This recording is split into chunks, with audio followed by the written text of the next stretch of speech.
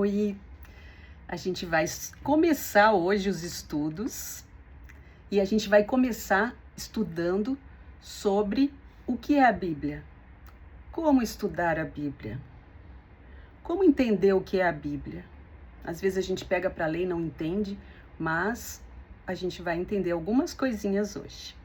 Mas para iniciarmos, a gente precisa sempre pedir a bênção, pedir a orientação de Deus. Vamos orar então? Senhor Deus, gratidão pelo teu amor, pela tua palavra que veio para nos ensinar, Senhor. Então, muito obrigado. E eu peço a Ti que o teu Espírito Santo, que inspirou, que revelou a mensagem às pessoas que escreveram no passado, que esteja na nossa mente agora, abrindo entendimento, a compreensão, tirando as vendas dos nossos olhos, para que a gente possa entender claramente a sua palavra. Nós pedimos a tua presença entre nós, em nome de Jesus. Amém. Então vamos lá. A Bíblia, ela não é um livro. Como assim? A Bíblia é uma biblioteca. Ela tem 66 livros. É como se fosse uma biblioteca. Cada livro que a gente vê ali dentro, se tu não é acostumado a ler, a estudar a Bíblia, existe lá Gênesis, Êxodo, Levítico, e aí cada um desses é um livro. Por isso a gente fala que ela tem 66 livros. Ela foi escrita por cerca de 40 autores, num período de 1500, 1600 anos. A Bíblia, ela tem capítulos e versículos. Então, vou mostrar aqui o caso de... Aqui, ó. Vamos ver se dá para ver, né? Aqui, ó, capítulo 26 é o número grande. Essa Bíblia aqui, ela é um pouquinho diferente, tá? Ela tem assim escrito ainda capítulo, mas geralmente a Bíblia tem lá um número grande em negrito e os pequenininhos. Então, o número grande é o capítulo e os pequenos são versículos. Então, quando a gente vai estudar, a gente vai sempre falar o nome do livro, o número do capítulo e do versículo. Então, Isaías 28, 10, quer dizer que é o livro de Isaías, capítulo 28, o versículo 10, tá bom? Mesmo que ela seja um livro, uma biblioteca com 66 livros, a mensagem dela é única. Olha que coisa incrível. Nesse período todo de 1500 anos, hein? Eles não se conheceram. Muitos dos autores não se conheceram. Mas esse livro é o plano de Deus para salvar o homem. Deus escreveu, ele inspirou, ele revelou a mensagem para nós, para a gente entender o plano da salvação. Agora, como é que eu sei se eu posso confiar na Bíblia? Será que eu posso confiar? Nossa, tanto tempo se passou e o que aconteceu? Será que de repente as pessoas não mudaram, não colocaram ali alguma coisa que elas queriam, não Deus? Então vamos lá. Ó, já vamos começar agora. 2 Timóteo, quer dizer o quê? A segunda carta a Timóteo, 3,16. A gente até diz 2 a Timóteo 3,16. Capítulo 3, livro grande, 16 é o versículo. E ele tá lá no Novo Testamento, mais pro finalzinho da Bíblia. 2 Timóteo 3,16. Procura aí, marca com lapisinho para já não esquecer. Quando passar ali, ó, pela Bíblia e ver a marcação, já vai saber que foi estudado e que a gente já vai lembrar dessa aula, né? E ali diz: toda a escritura é inspirada por Deus e útil para o ensino, olha aí, para o ensino, para a repreensão, para a correção e para a educação na justiça. Então, 2 a Timóteo é porque, o que é isso, né? Paulo escreveu várias cartas. No Novo Testamento, a gente tem várias cartas que Paulo escreveu.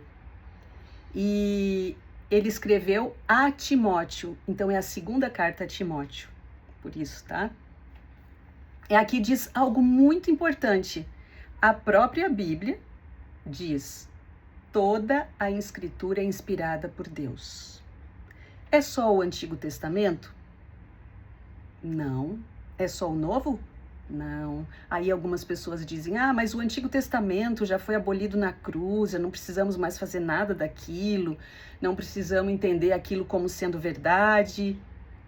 É isso mesmo? O que diz a Bíblia? Toda a Escritura é inspirada por Deus.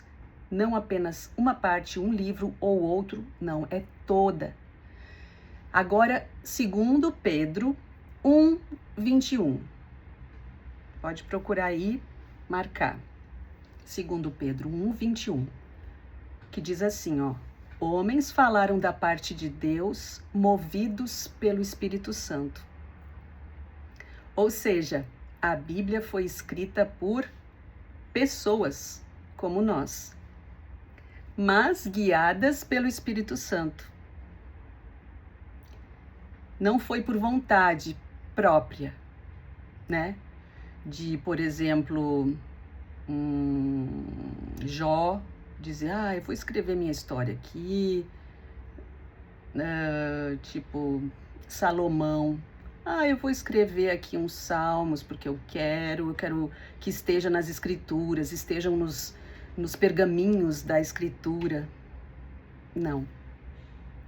Homens falaram da parte de Deus, movidos, guiados pelo Espírito Santo. Toda a Bíblia é inspirada, Antigo e Novo Testamento. Tudo vem de Deus. Como é que Deus revelou como que ele comunicou essa mensagem? Então, existem 3 formas. Existe a revelação, que é quando Deus passa a mensagem ao profeta, passa a mensagem à pessoa escolhida. Ele mostra diretamente para essa pessoa. Exemplo, através de visões, de sonhos, ele falava com as pessoas. Depois nós temos, além da revelação, nós temos a inspiração. A inspiração é quando o Espírito Santo trabalha na mente dessa pessoa e ela vai usar o que ela tem. Então, o Espírito Santo respeita a personalidade, a cultura, o vocabulário, a experiência. Então, é como se, na verdade, ela vai escrever conforme o que ela tem, conforme a linguagem que ela tem, que ela conhece. Então, essa é a forma bonita também da coisa, né? Não é algo imposto, é uma mensagem que Deus passa através da revelação e então a pessoa vai escrever, guiada pelo Espírito Santo, inspirada pelo Espírito Santo para escrever aquilo de forma conforme o que ela tem para oferecer. Ela não é na hora assim: eu não sei nada, não sei falar muito bem, aí na hora vem uma coisa e ela vai falar de forma mais conjecturada, mais cheia de hipérboles, mais cheia de figuras de linguagem. Não, ela vai escrever do jeitinho que ela é, da forma como ela vive, como ela entende e como ela fala. E existe a iluminação, que é o quê? Quando o Espírito Santo ajuda quem lê a entender.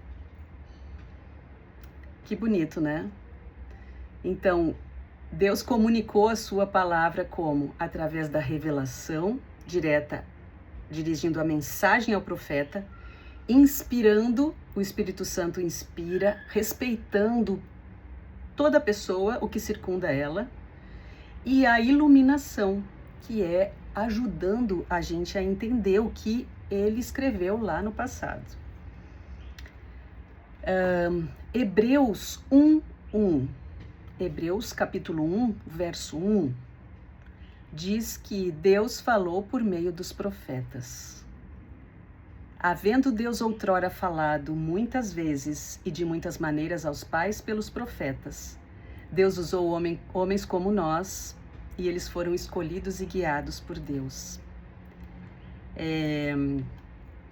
A Bíblia ela é dividida, isso aqui é muito legal, em história, poesia, profecia, evangelho e cartas.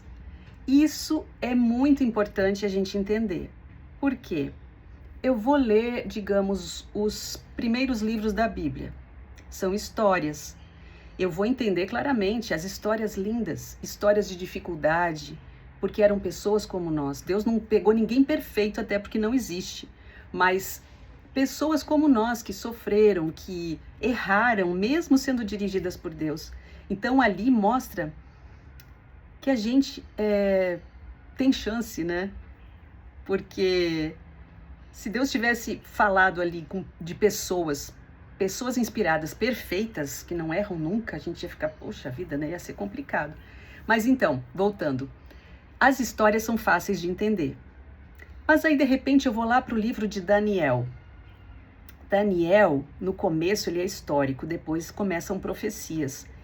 Eu vou precisar de uma forma de estudo, que a gente vai ver na próxima aula, para eu poder entender o que está dizendo ali. Apocalipse é outro, que tem linguagens, simbolismos que precisam ser entendidos, que aí Apocalipse e Daniel se conversam, e a própria Bíblia também vai explicar algumas coisas para que a gente entenda.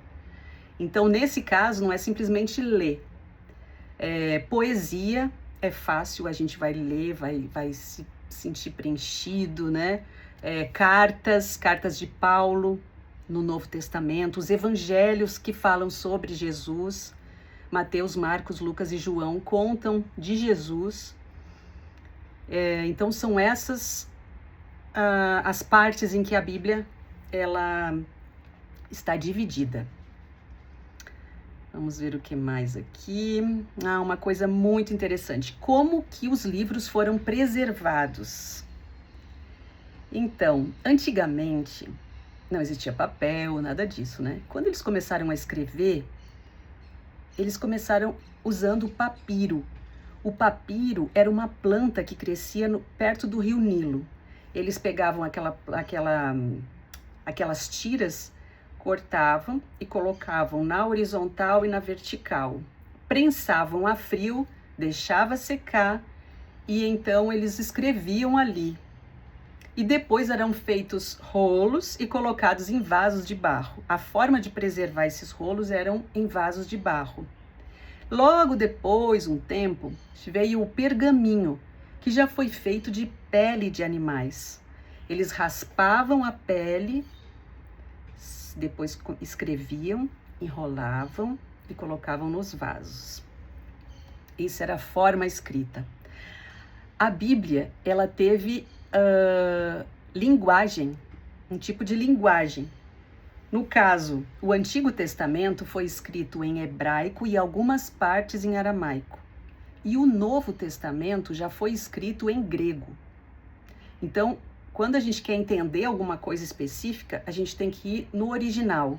O que o original quis dizer? O que a palavra em grego queria dizer? O que a palavra em hebraico diria? Diria não. O que ela disse? Né? Porque a gente pode, às vezes, na tradução, ter uma coisa, às vezes, muito superficial, quando no original ela diz muito mais.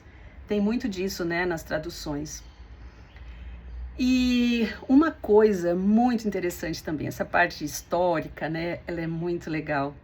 E aqui mostra que durante muitos séculos, as escrituras foram copiadas, tudo manual. Então existia um grupo de homens que escreviam, que copiavam para que houvesse mais cópias daquele livro, para que outros pudessem ler em outros lugares. Então, uma descoberta muito importante ela aconteceu em 1947, lá no Mar Morto. Um jovem pastor estava passeando com as suas ovelhas e algumas se perderam, e ele viu algumas cavernas, né? Em uma dessas cavernas ele jogou uma pedra, e lá dentro, se tivesse alguma ovelha, ela iria berrar, ia sair, ou enfim, né? E ele escuta o barulho de um vaso. Não lembro agora se ele quebrou, não, acho que não. Mas ele ouviu o barulho de um vaso de barro, um vaso, porque tudo era de barro na época, né? Então, ali foram descobertas, nossa, muita coisa interessante, muitas partes da Bíblia, inclusive o livro de Isaías, que está na nossa Bíblia, e lá tem o livro quase que inteiro, igual ao que a gente tem hoje na Bíblia. Então veja que aqui tem uma prova de que a Bíblia, ela se mantém. Ali naquela caverna, naquele lugar, existiam vários pedaços da Bíblia, porque eles eram copiados. Eles escreviam, os judeus que copiavam a Bíblia, eles eram muito rigorosos, muito rigorosos. Eles contavam letra, contavam palavras. Se tivesse errado, eles jogavam fora, destruíam essa cópia com erro. E isso mostra o cuidado que existia para preservar esses escritos. E como esses livros foram reunidos com o tempo, esses judeus. E lá na Bíblia a gente tem Esdras e Neemias. Esdras, ele foi um dos que ajudou a reunir esses livros, foram trazendo, e eles foram responsáveis em preservar, ensinar e reunir os textos sagrados. Em Neemias capítulo 8 mostra Esdras lendo a lei para o povo. E aí muitas vezes essa lei, são os livros, eles eram esquecidos. Então quando eles reúnem, isso se torna mais direcionado. A gente tem a palavra aqui, né, e não simplesmente pedaços dela. E a gente chama a Bíblia de cânon sagrado. O cânon significa regra ou medida. São livros, então, que servem como regra, como conduto de vida para a gente. Por isso chama cânon sagrado. Existiram alguns critérios para reconhecer esses livros. Olha, muito interessante também. Esses livros do Antigo Testamento, no caso, primeiro, eles tinham que ser escritos em hebraico. Eles tinham que ser produzidos dentro do povo de Israel. E eles tinham que ser reconhecidos pelos judeus. 3 critérios importantes para que esses livros fossem entendidos como escritura. Já no Novo Testamento, os cristãos avaliaram se foi escrito por um apóstolo de Jesus ou conhecido, se a pessoa, o autor, ele conheceu Jesus Cristo, e se esse ensino está em harmonia com toda a Bíblia. Antes de existir a escrita, as pessoas usavam o sistema de oralidade, né? Eles passavam as histórias oralmente. Eles viviam muitos anos antes do dilúvio, 700, 600, 800 anos, e a mente deles era muito melhor do que a nossa hoje.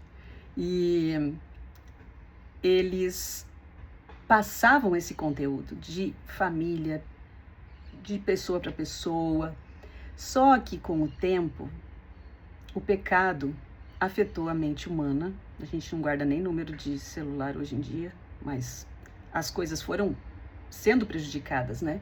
A memória falha. E olha, o que não acontece nunca, né? As pessoas distorcem algumas histórias. Conta uma história, quem conta um conto aumenta um ponto. Então, para não acontecer isso, houve a necessidade de registrar a palavra de Deus por escrito. Uma pergunta que pode surgir: a Bíblia foi alterada? Então, existem muitas traduções, né? Versões da Bíblia, mas elas vêm dos mesmos textos originais. Por exemplo, Martinho Lutero traduziu a Bíblia para o alemão em 1530. Martinho Lutero não era uma pessoa comum, ele era um teólogo, um doutor, ele estudava, ele tinha o conhecimento da linguagem original da Bíblia. E todos os que fazem a tradução da Bíblia têm que ter esse conhecimento do original. Então, do hebraico, do aramaico e do grego, lembra? As traduções modernas hoje, elas são feitas por equipes de pessoas que são especialistas nessas línguas originais. Quantas Bíblias existem? Quantos tipos de Bíblia? Existe só uma Bíblia. Não existe a Bíblia tal, Bíblia para isso, para aquilo outro. Não. A diferença existe somente nas traduções, nas versões, porque existe a versão Almeida Revista e Atualizada, Almeida Revista e Corrigida, Nova Versão Internacional, nova versão, tradução da linguagem de hoje e muitas outras, para que traga essa linguagem um pouco mais para a nossa realidade. Na linguagem de hoje, a Nova Versão Internacional também tem uma linguagem bem parecida com a nossa hoje, assim, para a gente entender melhor, né? E algumas notas explicativas. Então, o problema não está, muitas vezes, na Bíblia, mas na interpretação. A interpretação, não na tradução. É como se interpreta. Por isso que é importante, e a gente vai ver isso na próxima conversa, que existe uma forma de estudar a Bíblia para que a gente possa realmente entender o que a Bíblia quer dizer, como que eu posso confiar que eu estou lendo aquilo e aquilo que eu estou entendendo é a verdade, se eu não estou tirando da minha cabeça. Então, tudo isso nada é feito levianamente e rapidamente. Então, existe somente uma Bíblia. E o texto central é o mesmo, Jesus. Uma coisa muito interessante também, que são várias interessantes, em Atos 17:11, Atos lá no Novo Testamento, ele fala que os bereanos moravam em Bereia, eles ouviram as palavras dos profetas que chegaram falando do Evangelho, e eles iam nas escrituras conferir se aquilo era verdade. Então a gente usa muito esse verso da Bíblia para lição para nós hoje. Quando eu escuto um padre, um pastor, um bispo, um sacerdote religioso passando uma mensagem, eu preciso chegar em casa, pegar minha Bíblia e conferir se aquilo realmente é verdade, porque infelizmente existem interpretações equivocadas, interpretações que não são corretas e que podem levar as pessoas a entenderem, viverem de forma que não é aquilo que Deus queria, porque Ele explicou de uma forma e é passada de outra.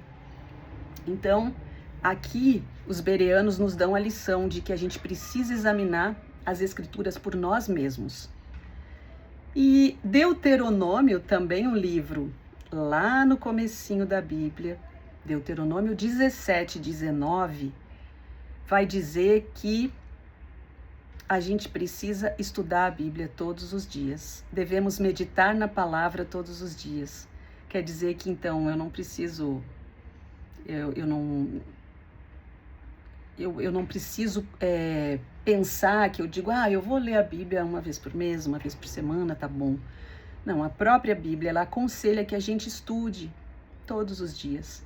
E tem coisas que a gente não vai ler simplesmente, como as histórias. Mas mesmo as histórias eu posso ler e parar e meditar naquilo. Que lição essa história tem para mim? O que mostra Deus aqui fazendo por esse povo, que Ele faz por mim?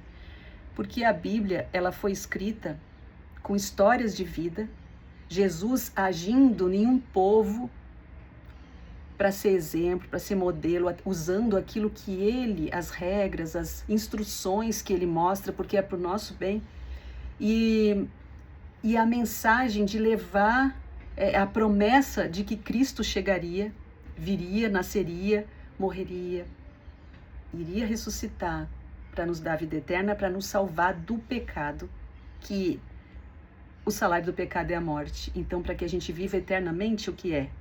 Através da morte e ressurreição de Jesus Cristo, perdão de pecado, libertação do pecado e a esperança em uma nova terra. Tudo isso a gente vai estudar ainda. Então é isso que temos para hoje. Espero que tu tenha gostado e um abraço e até a próxima.